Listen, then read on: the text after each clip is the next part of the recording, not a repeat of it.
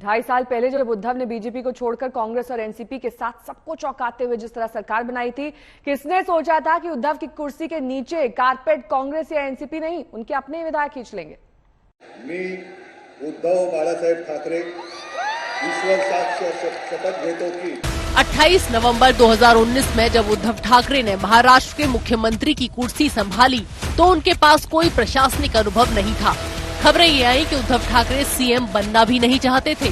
वो तो एकनाथ शिंदे का नाम आगे कर रहे थे, पर एनसीपी मुखिया शरद पवार ने उद्धव को ये समझाकर राजी किया कि शिवसेना, कांग्रेस और एनसीपी जैसी पार्टियों की सरकार चलाने के लिए आपको ही सीएम बनना चाहिए।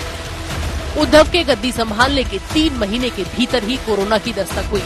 ठाकरे ने संक्रमण न फैले इसके लिए खूब प्रतिबंध लगाए और लंबे समय तक लगाए। इसके लिए उनकी आलोचना हुई, पर सच्चाई ये है कि दिल्ली या दूसरे राज्यों की तरह महाराष्ट्र में ऑक्सीजन की कमी से कोरोना मरीजों की मौतें नहीं हुई। पर सुप्रीम कोर्ट का महाराष्ट्र में नौकरी और पढ़ाई में मराठों को दिए आरक्षण पर रोक लगाना इस सरकार पर भारी पड़ा। महाराष्ट्र की 13 करोड़ की आबादी में 30% मराठा हैं और बीजेपी ने हमेशा उद्धव ठाकरे को ये आरोप लगाकर घेरा कि उनकी सरकार ने कोर्ट में मजबूती से आरक्षण की पैरवी नहीं की।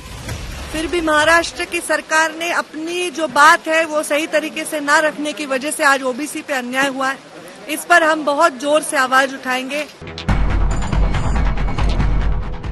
ठाकरे सरकार की सबसे ज्यादा किरकिरी करने वाला केस हुआ अंबानी के घर के सामने विस्फोटकों से भरी गाड़ी मिलने का। कोरोना की दूसरी लहर के दौरान उद्योगपति मुकेश अंबानी के दक्षिण मुंबई स्थित घर के सामने जिलेटिन की छड़ें भरी एक गाड़ी मिली। ठाणे के एक बिजनेसमैन हीरेन मनसुख ने कहा कि ये गाड़ी उसकी है और कुछ दिन पहले चोरी हुई थी। इसके बाद ठाणे क्रीक में हीरेन मनसुख का शव मिला, जिसके बाद केस की जांच कर रहे ऑफिसर सचिन वाजे की गिरफ्तारी हुई और परमबीर सिंह का मुंबई पुलिस कमिश्नर पद से तबादला। इससे भन्नाए परमबीर सिंह ने तत्कालीन गृह मंत्री अनिल देशमुख पर पुलिस अफसरों से 100 करोड़ की वसूली करवाने का आरोप लगाया। कोर्ट के आदेश पर सीबीआई ने परमबीर के आरोपों की जांच कर देशमुख के खिलाफ मामला दर्ज किया। अनिल देशमुख आरोपों से इनकार करते रहे, पर उन्हें इस्तीफा देना पड़ा और बाद में ईडी के हाथों उनकी गिरफ्तारी हुई। इस दौरान उद्धव ठाकरे सरकार की बड़ी फजीहत हुई थी। गृह मंत्री जेल चला गया, पुलिस कमिश्नर परमबीर सिंह फरार चल रहे थे। एमवीए का आरोप था कि बीजेपी इस सब के पीछे है और सरकार को अस्थिर करने की कोशिश कर रही है। कुछ महीने पहले एमवीए सरकार के एक और कैबिनेट मंत्री नवाब मलिक भी ईडी के हाथों गिरफ्तार हो गए। मोदी जी से मेरा ये निवेदन है, क्या यही आपकी डेमोक्रेसी है? आप इमरजेंसी के बारे में बड़े बड़े भाषण देते हो, आक्रोश करते हो, और ये आपकी एजेंसी। अरे हमसे लड़ो ना।